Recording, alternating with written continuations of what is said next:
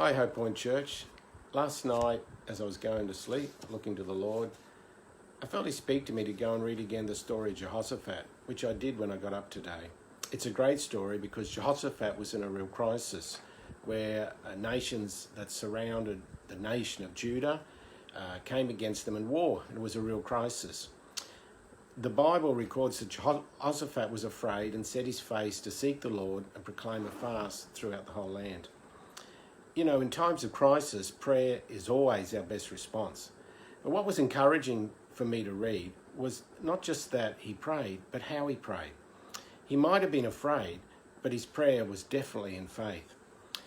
This is Jehoshaphat's prayer. He says, "O Lord, God of our fathers, are you not God in heaven? You rule over all the kingdoms of the nations. In your hand are power and might, so that none is able to withstand you." You know, when we look to God in any crisis, let's remember firstly how great our God is. He's in control, He has all power, nothing can stand against Him, and nothing is too hard for Him. And secondly, I found Jehoshaphat remind himself of everything that God had done for them before.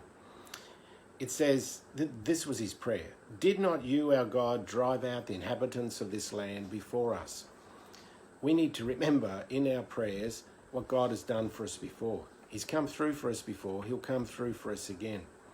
The third thing that Jehoshaphat did is he remembered God's promises to his people. He prayed this, "If disaster comes upon us, the sword, judgment, or pestilence, or famine, we will stand before this house and before you and cry out to you in our affliction, and you will hear and save." Jehoshaphat didn't pray out of panic, like someone who didn't know God. He prayed out of faith in the God of heaven, who had delivered his people many times before, and he was certain would deliver them again.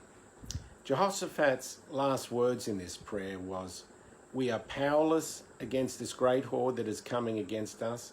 We do not know what to do, but our eyes are on you." I encourage you, go and read the full story. God definitely came through for them in mighty power. And let's do the same in our crisis today.